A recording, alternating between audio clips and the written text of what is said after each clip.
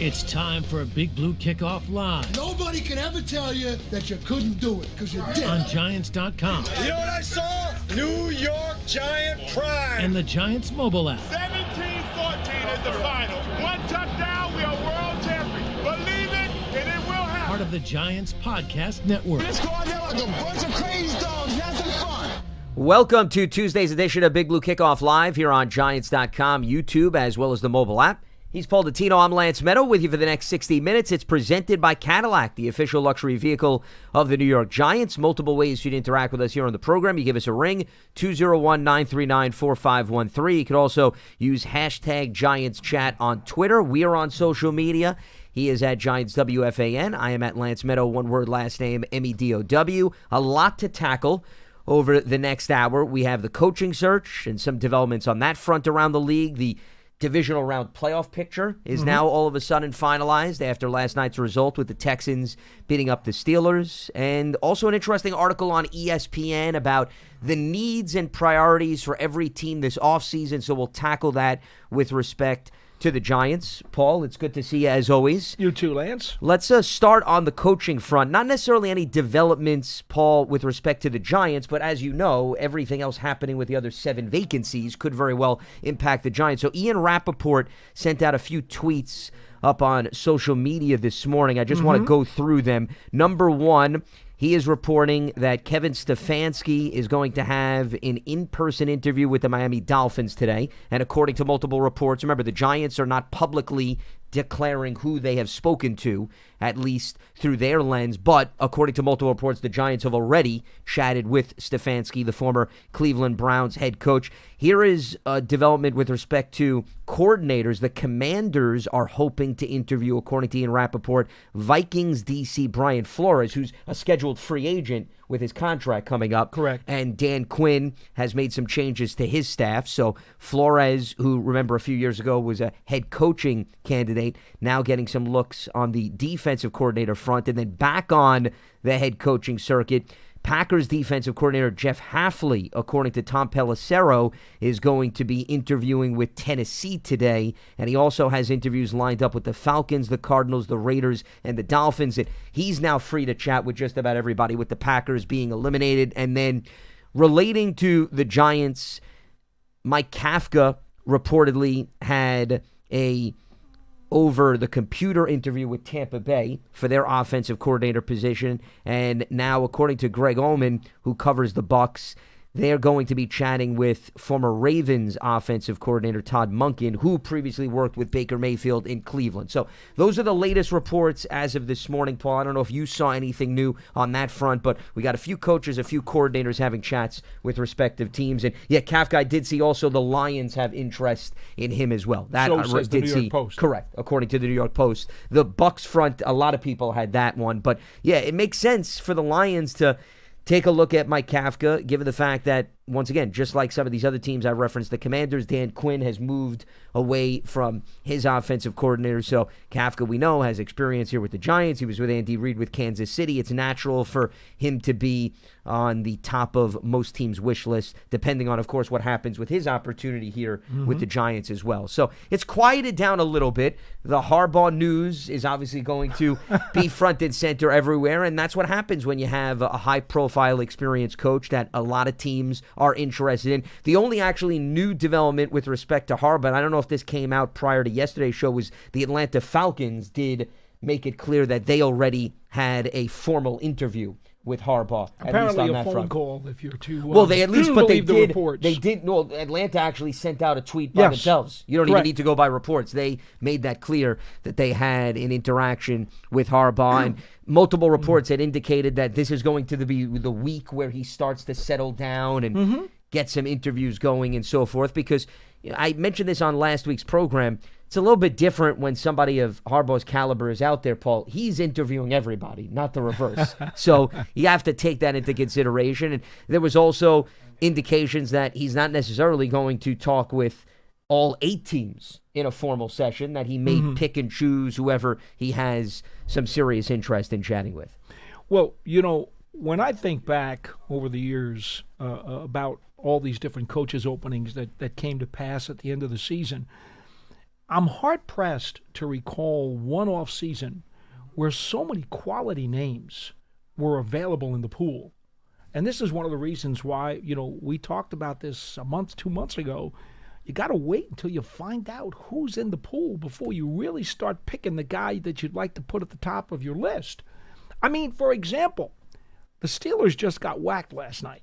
I mean, the Houston Texans, they beat them up. I know the score wasn't out of control till the fourth quarter, but the Texans really beat them up. And quite frankly, Aaron Rodgers, it's time. Okay? It's time. He needs to retire before he gets hurt because he took a beating last night. But having said that, I agree with his comments about Mike Tomlin. Mike Tomlin is an outstanding head football coach. He's never had a losing season. 19 years. How in the world? And I know 7 one-and-dones in a row. I get it. Ties an all-time NFL record. Well, you got to get there first. So exactly. To me, if I'm the Pittsburgh Steelers, there's no way I'm moving on from him. But who knows? Even during this show, we might find out that there's word out of Pittsburgh that another huge name is in the pool. Well, and that's more of a reason why I'm sure Harbaugh is also taking his time because he's surveying the field to see if there's a new development on that front. Also, a lot of speculation about the future of Matt LaFleur in Green Bay. But it seems as if maybe both sides are now working towards an extension, according to multiple reports. You know what's interesting about that, Lance? We saw those reports yesterday, right, from some of the national media. I believe Schefter and Rappaport were both on Few this. people had that, yeah. And they were saying that the Packers were meeting yesterday with LaFleur, and there seemed to be an indication that both teams wanted to work out an extension. Well, it's a day later. We haven't heard another word. I don't know. Does that mean there's a hiccup? Does that mean there's anything's detour? possible? Sure. So you're right. There's another really, really good name that could wind up in the pool. And would then further make the whole coaching search messy because man. then other teams you figure are going to want to speak to them. And I'm completely with you. I've been a huge proponent of Mike Tomlin and him not getting enough credit for the job he's done. Just my personal opinion, Paul, I think the only way that Tomlin and the Steelers move on is if Mike decides that he just wants to end his reign and he needs some time off. That's the way it should wants be. to pursue television. I don't see it coming from the team side where they say, you know what, we need a new voice. I think it's Tomlin's call as to whether or not he wants to continue to be the Steelers head coach. Aaron Rodgers flat out said it was a joke to think that the Steelers rightfully should so. get rid of him, and I couldn't agree more. Yeah. And as far as the future of the quarterback position, I would be very surprised if the Steelers don't have a new quarterback, but I'm not necessarily sold that Aaron's done. I could see him maybe going elsewhere, Paul. I know it wasn't pretty this year, and his mobility is what it is at this point, but I just think with the way it ended, Aaron's a prideful guy, as you well know. I know. And if another team is willing to give him a shot to mentor a young guy, I could see maybe one more go-around for him. Would not be surprised. And one team I actually threw out on another program, could you see Minnesota bringing him in? Give J.J. McCarthy some competition? With the way that Aaron is competitive-wise, staying in the division in the North against the Packers, his former team. I'm just throwing that out there. My personal opinion. I haven't heard anything specific. I'm just dangling that out there. If he were to continue playing, that's an interesting location for him. And that's what I was thinking. I was going through the list of teams and where he could fit, and him and O'Connell are close, and they spoke before he went to the Steelers. I'm just saying, all it takes is one team. I would not be surprised if one opportunity comes his way. And by the way, they play inside. Yeah, environment makes sense. Sure. And again, the divisional connection. Because, Aaron's the type of guy that wants to give it to his former team. There's no doubt. So, and Brett Favre did the same thing. Mm-hmm. You understand? I'm trying to connect those dots. And, Favre, Jets and Vikings. Well, that's Rodgers, another thing. Jets if you want and Vikings. Sure, yeah. He's sort of morphing into his oh former my goodness, veteran quarterback. How dare you even suggest well, this? I'm just saying. Just some food for thought from that standpoint. Interesting thought. But if I'm him, and I'm not, because I, thank goodness, don't have his psychology or philosophies of life. Thank goodness for that. He should, while he can walk away, he should. I believe that. Well, he's got nothing more to prove at this point. Even as bad as the performance was, and it was a team issue, they could not move the football even way before those two defensive touchdowns. But how much more of a beating and a pounding is his body going to take before it starts to really impact his latter years? I mean, there's diminishing returns in him to keep playing. That's a fair question. Yeah. I mean, again, you're right, though. His pride as a competitor and the way he likes to prove people wrong and the way he wants to get revenge, I could absolutely see your scenario, and it's a great call by you to bring it up. I just think as a football guy, I knew when Peyton Manning was done. You could see it. Though he had serious neck issues. His last year, Rodgers is probably going to head down that path if he keeps going. When Peyton Manning played his last year with the Broncos, you could tell. When Dan Marino played his last year with the Dolphins, you could tell. Could they still get on the field under the right circumstances with the really great offensive line, with the running game, with some receivers, incubator situation? Could they perhaps still go out there and win some games and perform at an NFL level? The answer is yes. But what are the odds that you're going to get all of those things in place that's going to keep you healthy in addition to playing at a high level? That's tough. Well, that's why he'd have to be very selective in terms of where he would go. The other guy that comes to mind as we're going down this road, Paul, and I even tweeted about this last night watching the game, because Aaron Rodgers' last pass was a pick six, and Tom Brady, if you remember, threw a pick six against Logan Ryan for Tennessee in what turned out to be his last throw in a New England uniform. And there was a lot of talk. In fairness, there was, right? People said Brady's done. Yeah. Belichick wanted to move on, and he settled with Tampa Bay. It was a great environment, and the rest is history. I'm not saying that Aaron's going to find the identical formula, but it's not unheard of that it doesn't look good with one team, as we've seen, and then a guy gets another shot elsewhere. Everything is put into place, and perhaps he has one more go-around. Well, and with his ego, he will look at the Brady example and say, I think I can do that. Yeah, without a doubt. So that could very well be something that comes to fruition. As far as the postseason that you had been alluding to with respect to Houston's victory, so we're all set. No rematches in the AFC. The only rematch is the Seahawks and the Niners on the NFC side. So we're going to get teams that have not been exposed to who they're going up against. And I think the field is still just as wide open as it was, Paul, when the playoffs started. I don't think anything has dramatically changed. I mean, clearly Denver and Seattle are going to be well rested, having gotten the byes. But could you see this Texans defense single-handedly take this team to a conference championship game or a Super Bowl? It's not unheard of. Look at what Denver did with Peyton Manning. So, I mean, that's not crazy with the way they're playing. Taking away the football, getting after the quarterback. They don't need C.J. Stroud to throw for 7 touchdowns a game and put up 30-some-odd points. Thank goodness. I don't think he's as good as a lot of people do. They all look at his rookie season, and they're still living off of that. Yeah. C.J. Stroud is a middling quarterback. That's it. He's a middle-of-the-road guy. But everybody thinks about that rookie season, and it sticks in their heads, and they still think of him as a superstar. That's He's why not. you need to see a few years before you crown Exactly. quarterbacks. We talk about this all the time. Absolutely. More evidence. I will say this, though, Lance.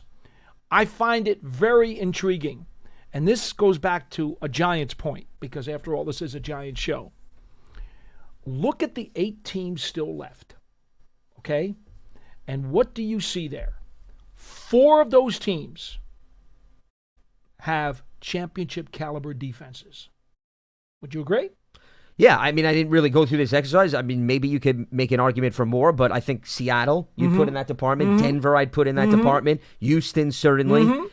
I think the Patriots defense is That's a my contender 4. there. Okay, those are my 4. 4. Yeah. See, Chicago, I'm not as high on them. During the season, they were excellent at taking away the football. And that's it. But They get short a of billion that, turnovers. correct, that covers up all their other inequities. So Right. that's why I wouldn't slide them in. The Rams have not been the same all season long. Buffalo has been covered up by its offense. And if San Francisco was healthy, I would probably add But they're them. not. Yeah, so I'm agree with you. And to 4. one of your favorite Yeah. words, the Bears are a very opportunistic defense. They are not a championship defense. Yep.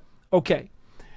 Which does go to show you, as we have 4 of the 8 teams still alive, championship defenses. That's why I believe the AFC is going to win the Super Bowl this year, because There's 3 of more on those that 4 side. are in the AFC.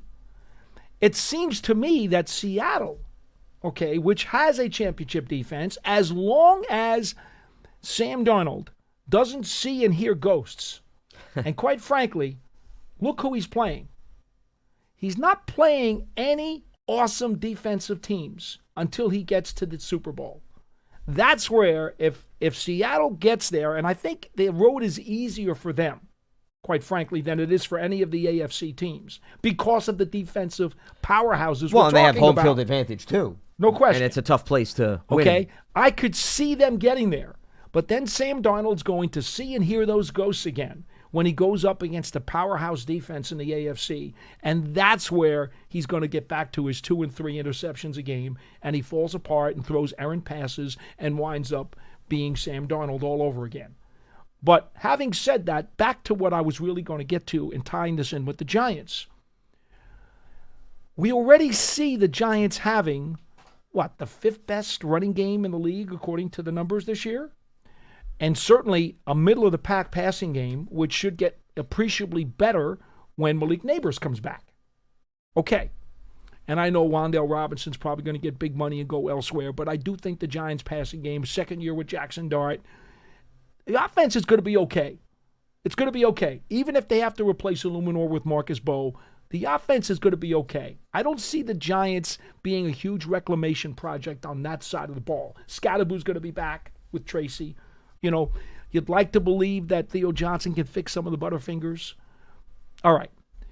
It's all about the defense. And we know there is talent on that side of the ball. It vastly underachieved this year, but got better in the last month and a half under Charlie Bullen.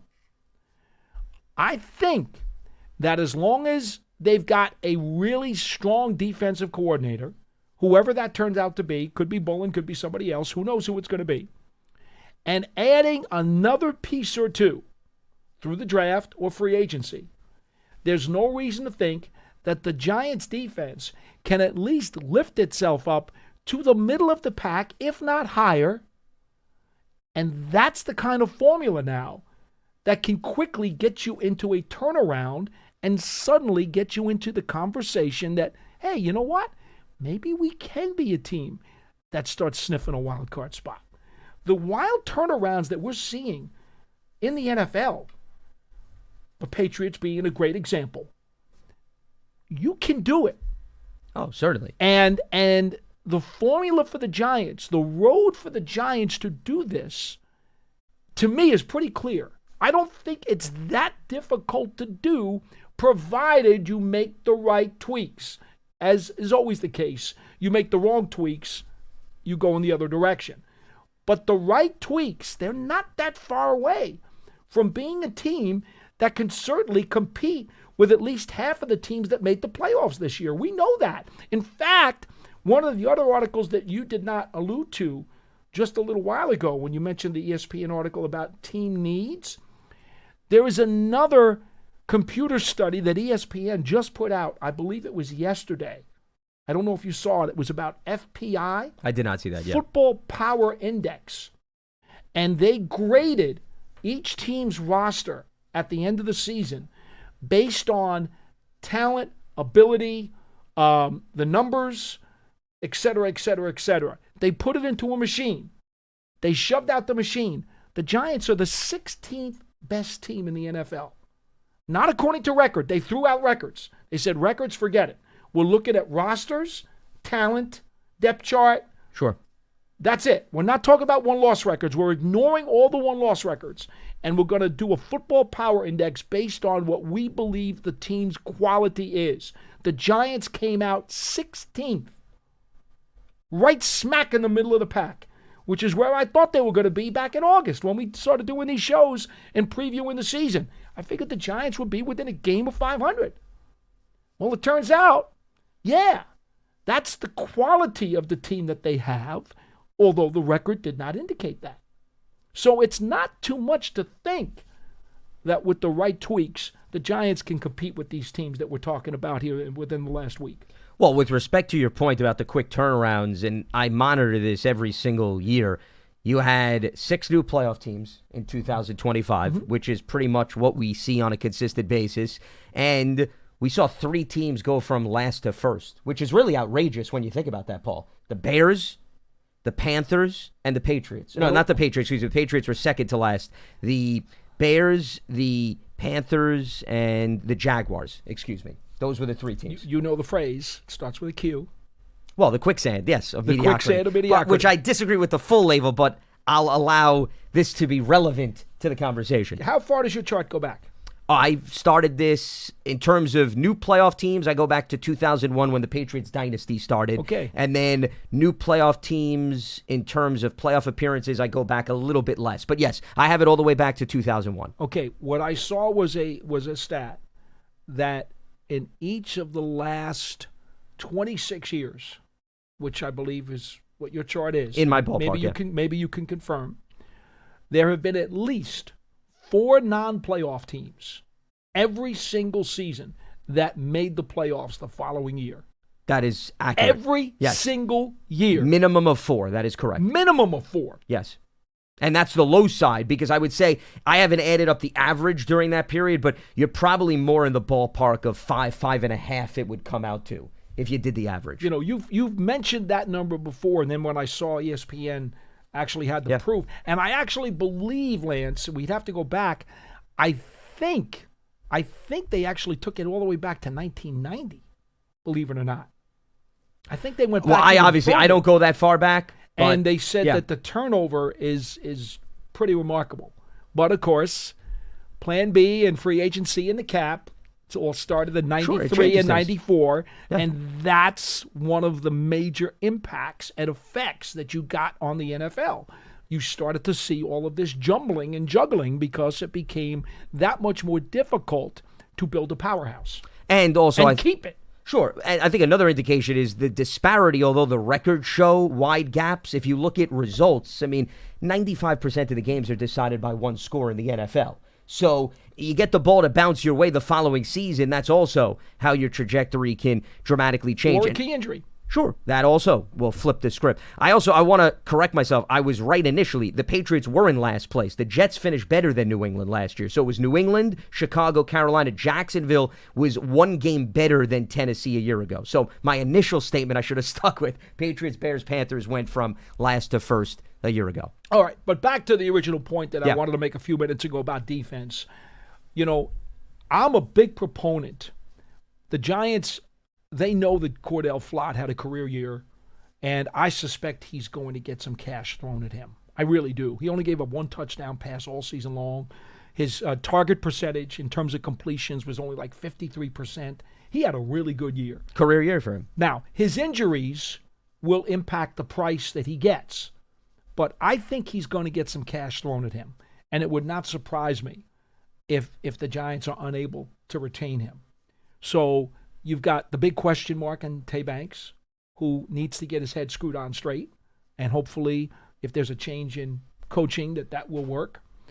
You hope that Paulson Adebo, who was a mystery this year I know he had some injuries, but that was not the same player who played for the Saints, and you know what I'm talking about. He did not look like the same guy. And he was also coming off an injury with the Saints, he was. too. Let's not forget. He was. Yeah. And he was also hurt this year, too. Yep. So you got to hope that he returns to the guy that you originally spent the money on.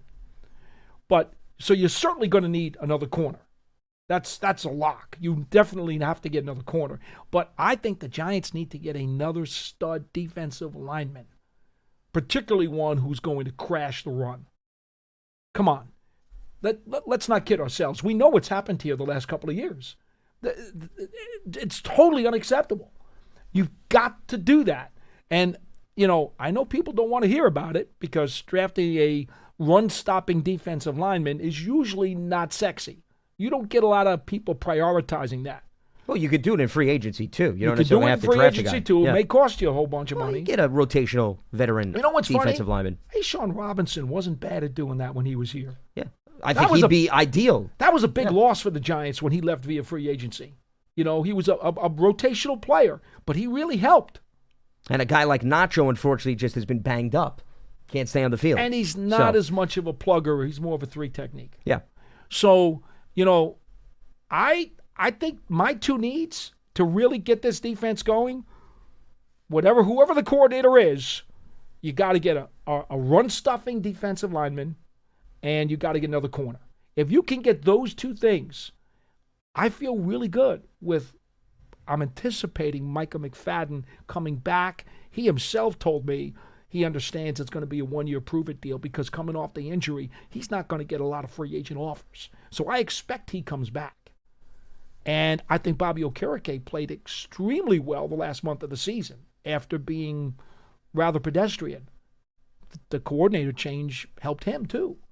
So I think you add those two things to this Giants defense, and I think now it becomes good enough to be in the conversation of turning the corner. Well, I would agree with all those needs, and it's interesting because it ties into the ESPN article that I was alluding to earlier. You see what in the I show. did? Yeah, no, it was a perfect segue because they actually say that the top offseason priority is to determine Illuminor, Robinson, and Flott's status, and if any of them or multiple players leave, then that fills a void. Wandale, I think, probably will get the most interest of the three in terms of finances and volume of teams. Flott can play the slot. That makes him attractive on the free agent market. I don't really like him there, though. But he has the ability to. He does. Not so well, but he can. And remember, but here's the thing. There is a shortage of secondary players who are interchangeable in this league. That is true. And I think if there's a coordinator that falls in love with a player that they envision can do multiple spots, then all of a sudden the value goes up. Now, Illuminor compared to the other two, I think it depends on however the coaching staff plays out. What do they think of Marcus Bowe? If Illuminor were to leave, what do they think of Bowe and his long-term fit at right tackle to be the bookend opposite Andrew Thomas? That's the first question. If they feel good, I'm not saying that you still shouldn't go after, but the overwhelming need to spend money or high draft capital, I don't think is there, Paul, if they feel really good about his ceiling. I agree with you.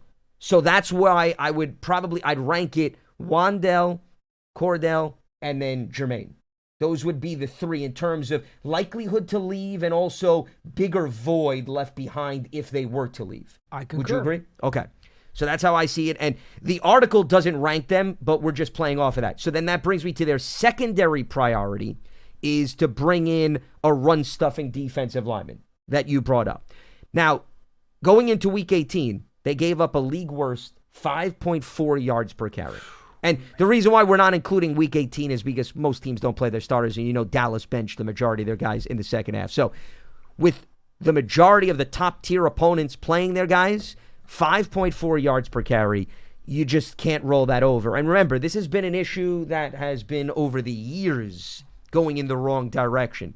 And it's only going to get tougher based on the personnel in the division and then who the Giants essentially are going to have to play even outside of the division. They have to improve dramatically in stopping the run. Just like we saw, I think the best parallel, Paul, to bring into this conversation, you had said they finished as a top 5 rushing unit on offense. Well, look at the wonders that does for third downs. I'm not saying red zone was great because it wasn't. No. But I think towards the latter part of the season, you at least saw the ability to pound it in those tight spaces on the ground. Now they have to prove they could do it from start to finish. We've only seen flashes, and that's going to be, I think, a huge task for whoever the offensive coordinator may be, whoever may be in charge of the offense. How do you improve red zone efficiency? Because that still is a facet that is holding this team back. But now they have to improve in that category on the offensive side of the ball to complement then what you want to see jump-wise in terms of stopping the run. And then one other item that they threw out here in terms of maybe a more positive outlook is they like the young core, and you hit a little bit on this in terms of Dart, Scadaboo, and Carter. They like the fact that Neighbors is coming back. But remember, even Malik mentioned in his final interview, he said, I'm not going to rush how things go during the offseason. I'm going to trust my body. I'm not saying that he's not going to be ready. Don't misinterpret my words for week 1, but you've got to at least keep that in the back of your mind. And even if Neighbors does show improvement and is on schedule with respect to his rehab, if you do lose Wandale Robinson, there still is chemistry that has to be worked out with respect to the receiving core. And then their big prediction for the offseason, Paul, is that they feel the Giants will trade down in the first round, even though they now have the 5th overall pick as opposed to higher, just to gain extra volume so they can address non-quarterback needs. That was their take. And I don't think that's a stretch. I just wonder how much of a leap is another team going to want to take in the top 5 if they don't want to go after a quarterback, or depending on who's available. And we don't know everyone that's going to declare. And we also don't know right now how teams outside of, let's say, the Raiders feel about somebody not named Mendoza. So those are things that are going to also change and alter the likelihood of how attractive a package the Giants get. Not to say that it can't be done, but the idea that they're going to get a home run package, I think you got to live in reality a little bit better, especially if a team is not going to move up to get a quarterback. I don't think you're going to get takers to come up and trade for the number 5 I'm with pick. you. I would be surprised if that happens. Now, the question becomes, at 5, with the injury to Neighbors, and we'll have plenty of time to talk about this, do you look at the Ohio State wide receiver? And do you say, well, we don't know if Neighbors will be 100% by opening day. Robinson probably leaves via free agency. Do you have to go get a big-time wide receiver at 5? Carnell Tate is who you're referring to. Absolutely. Yeah. Do you look at Peter Woods, the defensive tackle out of Clemson, who is a run-stuffing monster? Love that guy. Is he a 5? Yeah, is it bang for the buck, I guess you have to ask yourself. Tate, I think you could sell me on right now as it stands. A big play receiver, you can. It's harder to sell a run-stuffing defensive tackle at 5. But honestly, I'd love him on this team. It's tough to pick him at 5, but he's a great fit for this team. But that goes back into that whole need or best player available thing. Sure. Is there a corner that's worth a 5? I don't know that there is.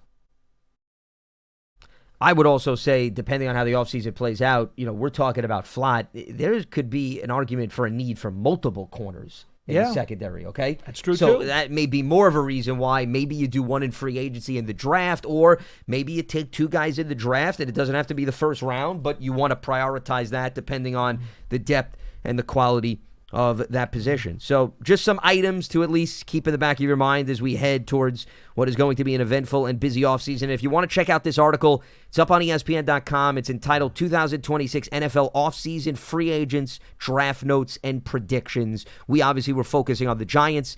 They have the 31 other teams that they put under a microscope as well, especially if you have interest in what's cooking with the rest of the NFC East. All right, let's open up the phone lines as we move forward here on Tuesday's edition of Big Blue Kickoff Live. It's presented by Cadillac, the official luxury vehicle of the New York Giants, and we're broadcasting from the Giants Podcast Studio, presented by Hackensack Meridian Health. Keep getting better. And we head to the phones. We got Rob in Yonkers starting us off. What's happening, Rob? What do you got for us? Good afternoon, guys. How you doing? Doing The first thing, I hope we do not get rid of Wan'Dale Robinson. I think he's a good piece with Malik Neighbors. To me, it was similar to the situation when we had Beckham and Shepard. They worked good together. Mm-hmm. I know.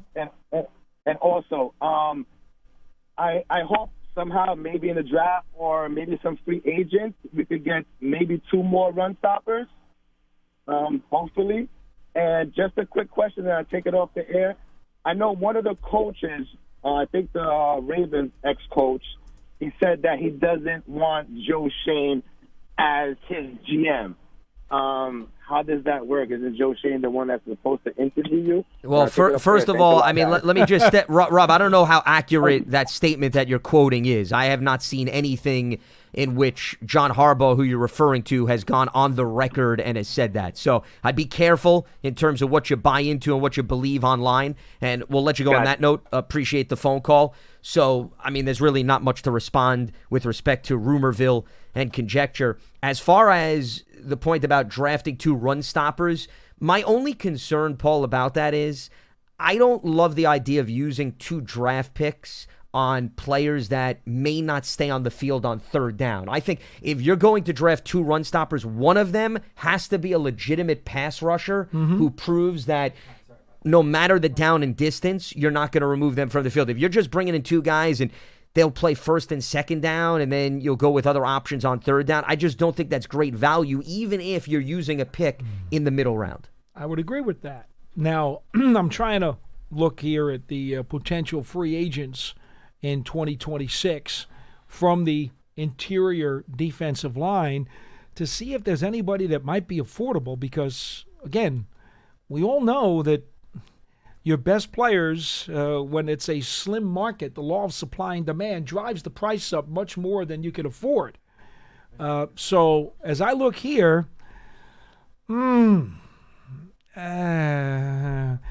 it's not a great list.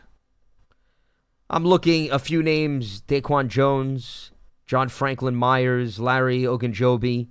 Two of those guys were with the Bills. Sebastian Joseph Day. But, I don't even know if he is going to continue his career with respect to where he's at this stage. So you got some veterans, but you got a handful of guys here who are 30. Yeah. They're on the other side. And, again, it all depends on what the price level you're talking about. I think I'd be more likely to, because a run-stopping defensive tackle, usually there's not a high premium in the draft. So you can get one of those even in the second round. It's not unthinkable. So I probably would want to get a young stud, a powerful run stopper in the draft, and maybe, I don't know, if you signed a lesser backup to compete off of free agency, but I don't think there's an answer in free agency for the Giants' run-stopping woes. You may feel differently, but I don't think there is one here. Well, if they wanted to bring in one of those guys as competition in training camp, I don't think it's the end of the world. It's not going to be. That's what I mean. Yeah, something that's going to eat into your salary cap. I think the guy you would expect or want to be your supposed heavy rotation guy is a guy you're going to draft. A difference maker, basically, is what you're saying. Yeah, I'm completely on the same page as you. On a related topic, and we're monitoring YouTube comments as well. We appreciate everybody. And remember, you can interact with us directly on social media. He's at Giants WFAN. I'm at Lance Medow, but John, our producer, doing a great job going through some of these comments that are related to the conversation. So one of the statements is another area to focus on to maybe upgrade this offseason, the running back room being thrown out, Paul. So, we've seen Scadaboo and him show some flashes. Knock on wood, he'll be back fully healthy. You got Tyrone Tracy. You're talking about, if you're really going to go down that road to upgrade that room, you're looking at a third option, Paul, which, to me, you're not going to go out and spend a great deal of money. You could draft a back if you want. You're probably going to put one of those options on the practice squad. I don't know the likelihood or the value in prioritizing that spot and utilizing resources there. I think the two guys that I named who are atop the depth chart are obviously in the plans to do a lot of the heavy lifting next season. So, we're really getting to the third or the fourth running back. Not to say that you should overlook that, but I think some of the other internal options they'll examine or go maybe with a veteran running back. Look at what Devin Singletary did towards the latter part of the season. I'm not saying they're going to bring him back, but, you could get somebody like that as an insurance policy or an emergency guy in the event that the first two guys on the depth chart are banged up at some point. Singletary is such a pro's pro, and you love to have him around because he's so reliable, and he's consistent, and he's durable, and he certainly doesn't make mistakes. But his cap number is over $6 million this year, and they can save over $5 million by letting him go. He clearly is the third back on the depth chart. His cap number is pretty beefy for what is a number 3 running back on your team. I'm just saying, I think from a business perspective, that's a move you're going to probably consider. Do you like Dante Miller? I certainly do. Yeah, well, you don't have to sell me on him. You know my connections to him. I know, and I love the kid, and he's nickels on the dollar. You could do a lot worse than bringing him back and saying, hey, do you want to fight for the number 3 job against whoever else we bring in at minimal cost? And then Eric Gray is entering the final year of his rookie deal. Yeah. Because he was a fifth-round pick in 23. So 23, 24, 25, 26 is the fourth year. Not to say that guarantees him a roster spot, but the point is he's already under contract. You don't have to do anything with bring him. him You to can bring him camp back, and let him have see him if compete. he wants to fight for a job. Yeah. So those are at least the internal options.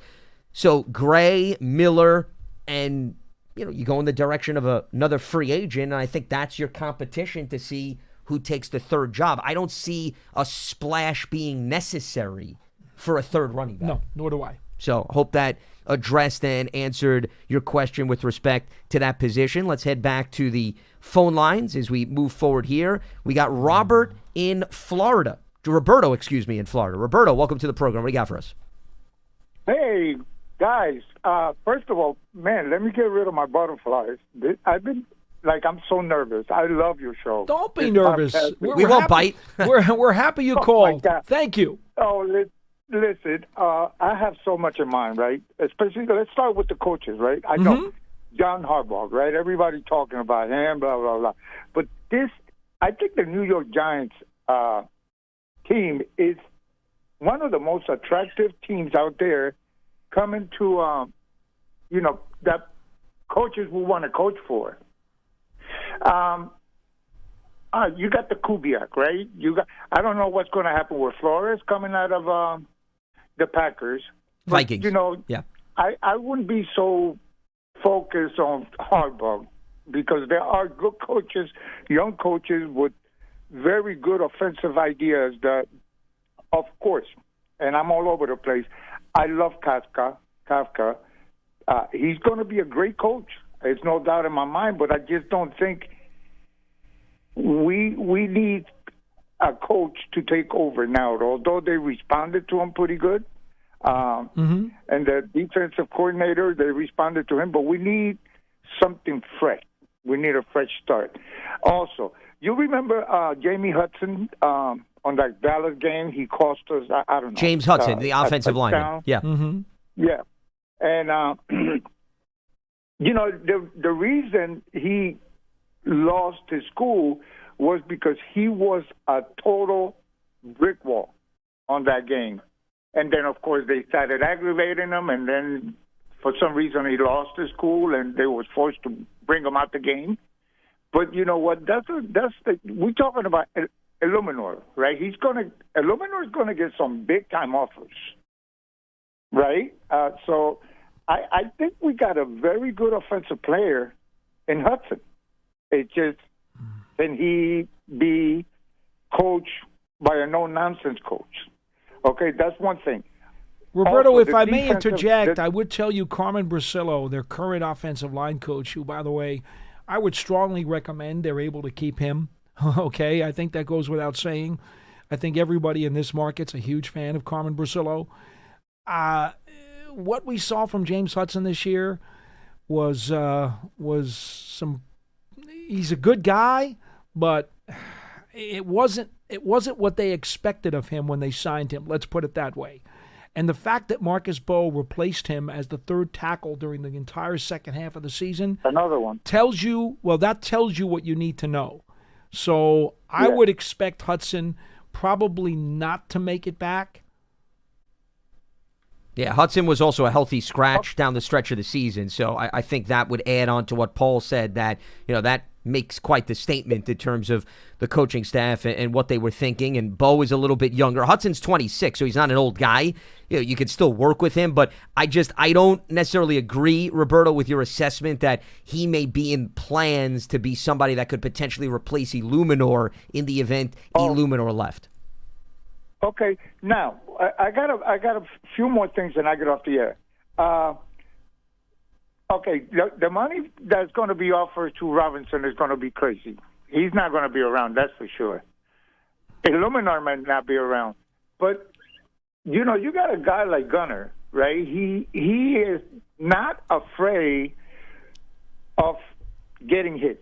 And then in the slot, you got this kamikaze linebackers and people coming at you looking to take your head off.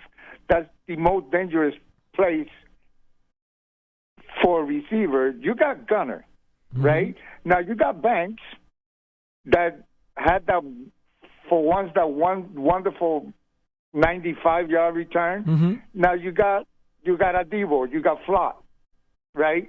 And the defense, you got Harris, you got Alexander. You got good pieces. I mean, Nunez he can't do the whole year. So give me your thoughts about, Gunnar becoming a slot receiver, which has got great hands, no fear, and Harris and Alexander, which had, at the end of the year, Alexander was really stepping up. Give me your thoughts about that. And listen, Happy New Year, All right. man. Sounds good, Roberto. So talking to you guys. You too. Appreciate it. God bless you and go Big Blue. You Call got it. again. Same to you. Thanks for giving us a ring. Well, I think Alexander did show some upside as he started to figure things out. Remember, he came out of Toledo. That's a Mid-American Conference program. He was not from one of the powerhouses in the NCAA. So it took him a while, to start developing. But he started to really gain confidence and assertiveness during the final month of the season. And they really like his upside. And obviously, you draft him in the third round. I mean, there's a reason. You know what I mean? But he's more of a three technique than he is a plugger. And then as far as Olszewski, now you may feel differently on this because I know there are a lot of people who are going to say, well, he wasn't even on the team last summer until Ford Wheaton got injured. Well, I understand that. But, wow, what a training camp he had. And made the team. And, I'll be frank with you. I don't want to make this sound like it's a slap at Wan'Dale Robinson. But if he gets big money to go somewhere else, I'm definitely bringing back Olszewski, and I'm letting him compete for that slot job. I absolutely am. And by the way, he loves to play and wants to come back. I've already talked to him. He wants to come back, and boy, does he love a fight. You give him a chance to compete, he will. He will absolutely compete. And I'd take him on my team any day. He reminds me so much of Phil McConkey. He really does, in terms of his body shape, his attitude, his toughness, his mentality, his toughness, and by the way, his production too. He's a productive player. He can help a team win games. So I'm with you, and he's not going to cost you a whole lot of money. Well, he gives you return value. Yes. And you're not going to keep a guy on the roster who could just return. You want him to have the ability to be a wide receiver in the event that you have to turn to him. And his number was eventually called up this season. It's surprising because I'm bringing up his stats, and he was with New England. He was with Pittsburgh. For some reason, just never had much of an opportunity to stay on the field as a receiver. And it wasn't as if New England, and he was there in Tom Brady's last season, where, remember, there were so many questions about the receiving corps. I'm kind of surprised, and I'm not saying that that's an indication that a new coaching staff or whoever is retained would then all of a sudden have different feelings, but when you're in the league since 2019 and a team hasn't turned to you there, it makes me feel as if it's probably unlikely that all of a sudden his role exponentially grows this late in his career. But I do think he had some very positive reps in games. This is not just us projecting and seeing what he did in practice. We actually have tangible evidence, and there should absolutely be a place for him on the 90-man roster. He should have every right to compete. I just don't know when it's all said and done that he would crack the starting rotation for the receiving corps. I think there's a place for him to be a return man and an insurance policy receiver. I don't know at this stage in his career if he's going to make that big of a leap, regardless of what he showed. But there's no question there's a place for him on this roster, and there's value for him having a chance to compete. I completely agree with you there. I mean, if you're the Giants and Robinson does take some big money somewhere else, you're in a position that you're going to need wide receiver snaps, and certainly at the slot position. I would not put a ceiling on him or a cap on him and saying he can't do it. He could certainly be part of the solution at the very least. Again, I see him as a McConkey type, and there's nothing wrong with that. Just to further emphasize my point, the most offensive snaps, Paul, that Gunnar has played in any single season, 20%. I know. It's the highest he got, and that was 22 with the Steelers. So, once again, you're talking about a player that he wasn't in the league in 24, but 19, 20, 21, 22, 23, 25, over 6 seasons, hasn't gotten higher than 20%. are we to believe that in his 7th season, all of a sudden, a completely different approach, which is possible with a coaching staff, is now going to push him into... No, I'm not saying he's going to catch 60 balls. No, and I'm not saying that you were insinuating that. This is not an argument against you, Paul. Right. You and I are on the same page. The point I'm responding to is the last caller being excited about him, and rightfully so, but you just have to be a little bit realistic as to where his career is heading, I guess. He could always be a backup quarterback. We've seen him throw it. Very well. Well, and that's why a guy like that has value. No, in all seriousness, because he can run routes. He can throw the ball. He can play special teams. If you're going to keep somebody like that on the back end of the roster, he better have multiple uses. You're not doubting that. I just don't see them. If they lose Wan'Dale Robinson, I could see them drafting a wide receiver or signing somebody else there's no doubt. before they're going to all of a sudden launch Gunnar Olszewski into a bigger role. That's my point. If the Giants keep 6 receivers, which happens a lot in this league, in September. Could keep 7, too. Yeah. Well, I tell you what, I think he'd be on one of those 6. Does he make the cut to 5? There's a possibility he would make the cut to 5 because of his special teams ability. So... in my opinion, it's a no-brainer. You bring him back to compete. And then just real quickly before we move on, the other point that was brought up about that, the Giants shouldn't just purely focus on John Harbaugh. And once again, the Giants are not making it publicly known who they've spoken with, who they're interviewing. But based on the reports, I would say, as Joe Schoen emphasized in his end-of-season press conference, they're doing their due diligence. So even though Harbaugh is an attractive commodity, they're talking, according to reports, to many different individuals who have some previous head coaching experience, others that have been coordinators, and so forth. So I don't really think there's a doubt from that perspective. Let's head back to the phone lines. We check in with Scott in New Mexico here on BBKO. What's happening, Scott? Hi, guys.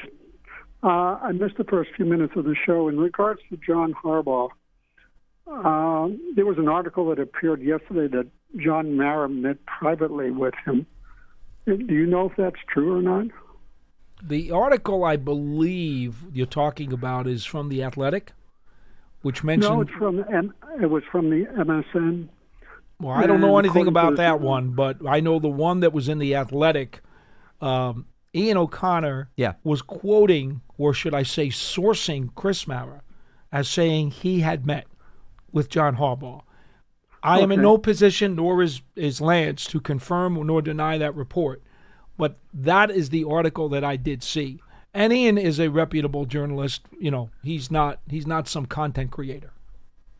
Okay. I was just curious because it seemed that they were leaning, obviously, towards John Harbaugh if Mara had met with him privately, but I didn't know if the story was accurate or not. But I happen to agree with you, Paul. I think Olszewski would be certainly a commodity that would be of interest in that slot. But my main questions are these. I watched Houston last night demolish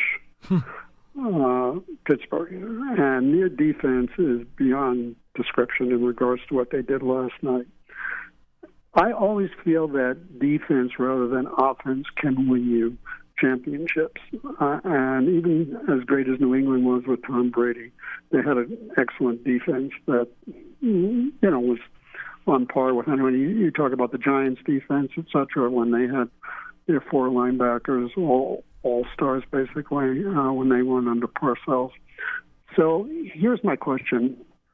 What's the difference? The Giants have excellent personnel on their defense right now, and they have some positions they need at linebacker, I think, and obviously at corner. What makes the difference when I watch a defense like that and what the Giants are trying to obtain? Do they need linebackers of the quality that I saw last night, and do they need a corner? And my other question that I have is, if the Giants really want to draft a great player in the 5th round, I believe you're both accurate that Cornell Tate would be that, does that create friction in a way? Because you see the situation in Philadelphia with R.J. Brown and Devontae Smith, and how R.J. Brown was complaining here and there he wasn't getting enough, receptions, etc. When you draft 2 first-round players, do they contribute in the same way, or do you need a, as you like to put it, Paul, a Batman and a Robin receiver? Because that's the thing I worry about when you have two first-round receivers and they're competing with each other and one wants the ball more than the other. Does that create the friction? So those are the 2 points I really want to address, and I'll be glad to take your answers off there, guys. All right, Scott. Thanks. Appreciate the phone call. Thanks for giving us a ring. Why don't you go receiver? I'll go defense. Well, I was going to say, regardless of whether or not these guys were both drafted in the first round, C.D. Lamb and George Pickens coexist perfectly fine last time I checked, and both had really good seasons. I know Lamb was a little bit banged up. There is only one football, but you could go through the NFL, and there are a number of teams that have two legitimate Start threats. with the Bengals. Yeah, perfect example. T. Higgins and Jamar Chase. And Joe Burrow, when healthy, even works in his third wide receiver and his tight end. And I haven't heard any complaints. So, no, I don't think that there's a concern. You can never have too many of anything in the NFL because there's no guarantee. And in all likelihood, they're probably not going to both play all 17 games. So that would not concern me. And I think, based on what the last caller said, it's not so much that there was friction between A.J. Brown and Devontae Smith per se. It was just the fact that A.J. Brown is a vocal guy who wants the ball. And show me a wide receiver who doesn't want the football in the NFL. If you do, then I would say that player doesn't belong in the National Football League. Every wide receiver wants the football. Every wide receiver should want the ball. Yes. So I have no problem with A.J. Brown's attitude. He just vocalizes it a little bit differently than others. And the Eagles still wound up winning the division. I know they lost to the Niners, but I wouldn't argue that that took away from the ability of the Eagles' offense, and that's not the reason why their offense struggled mightily. It was their lack of a rushing attack this year in comparison to a year ago. That's the facet that disappeared more so than their passing game. So, no, there to me is no concern, even with neighbors on the team, if you were to use high capital on another wideout. And defensively, we already addressed the run-stopping defensive lineman as the corner, as the priorities there.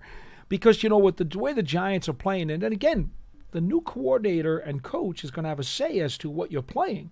I mean, let's say the new guy comes in. I don't think it's going to happen. And he says, we want to play a 4-3 and totally changes the scheme. And that could happen. Well, it could. I don't think it will, but it could. And now it changes your priorities. But right now, you got three inside backers. You got Okereke. You've got McFadden. I think you'll have McFadden. And you've got Musau. I'm sorry, but I don't think that spot takes a priority over the D lineman or the corner. I just don't. To me, that's the third priority. If you want to rank them, I'll make that the third one. But no, I would disagree with the insistence of adding another inside linebacker high. I don't think that's really the case. Well, first of all, the Giants don't have a track record of taking a conventional linebacker that's high, true too. I mean, you got to go back to Carl Banks, of course, which I always quote in 1984. So that should tell you all you need.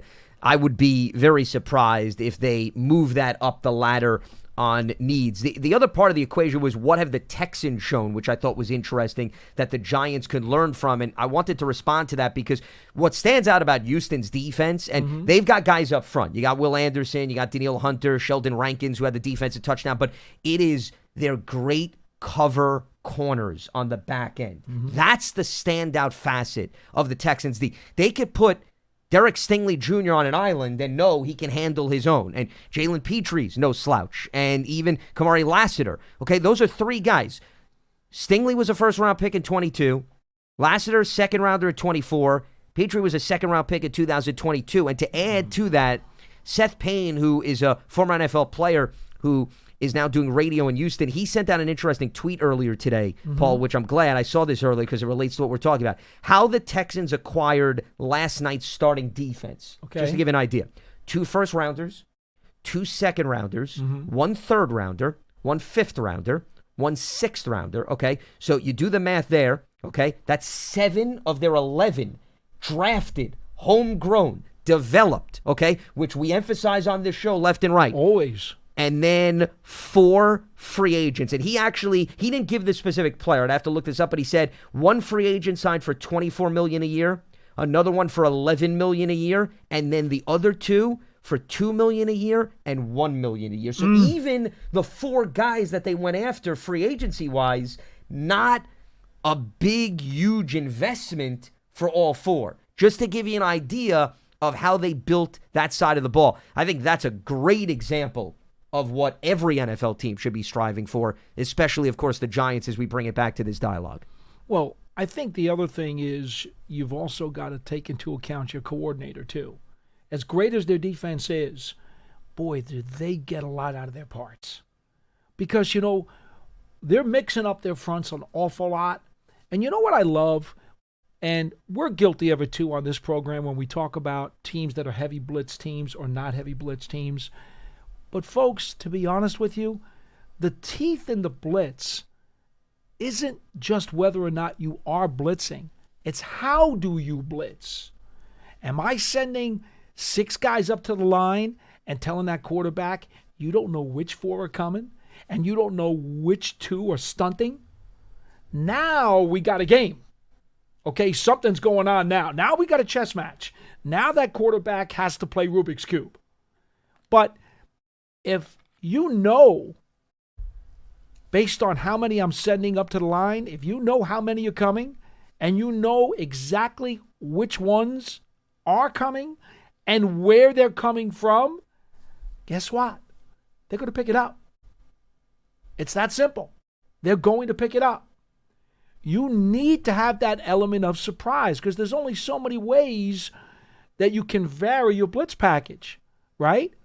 And if you make it simple for them, and they've got a pretty good idea of which guys, where, and how many, they've got you.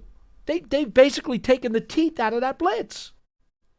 And when you look at the best defensive teams in this league this year, either they've just got so much raw talent in their front seven, or a combination of good talent and a great Rubik's Cube mixture of how they're sending them.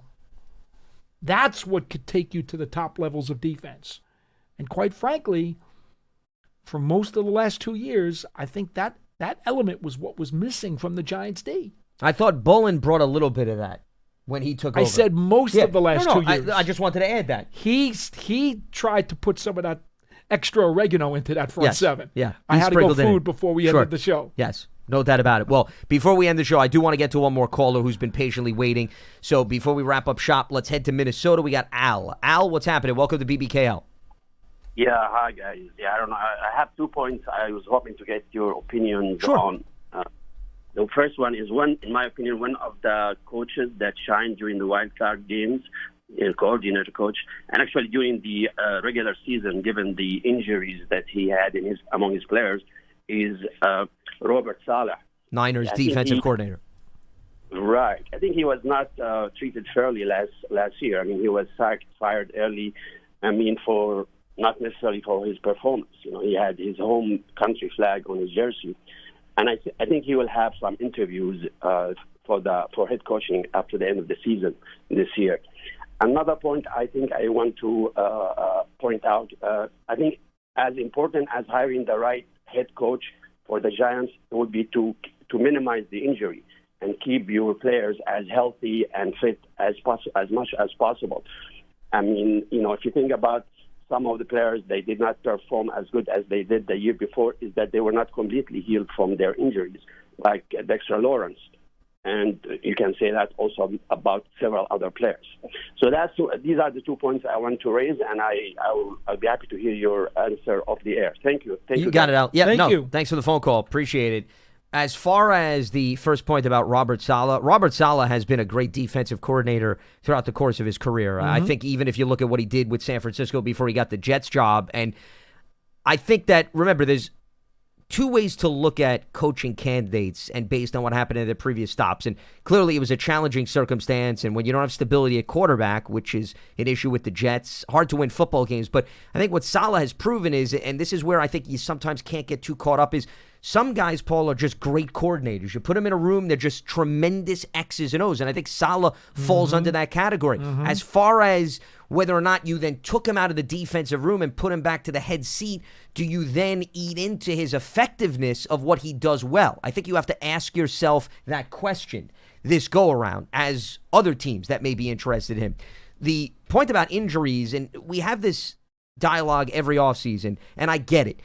I think the coach is going to have only so much influence in terms of what he could do to erase or prevent injuries. Case in point, okay? The two most notable injuries to the Giants this season, Malik Neighbors tore his ACL, and then Cam Scadaboo had a freak ankle injury. What exactly, okay, was Brian Daboll supposed to do that would have prevented those two injuries from happening? I'm not saying it's not a good point that the caller brought up. Don't get me wrong, but I just think sometimes we put the brunt of it, Paul, on the guy who's atop the food chart, and it's a talking point. I just don't think there's a lot of substance there. If you don't want your players to get hurt, don't play them. Yeah, well, but that's not an option at the end of the day. Sure, yeah. Can't put them in bubble wrap. Yeah. And that's really the bottom line. I mean, the game is a tough game, and injuries are going to occur, and there's nothing you can do about a lot of them. There are some you can, but there are a bunch that you can't. And that's part of the lady luck aspect of this game.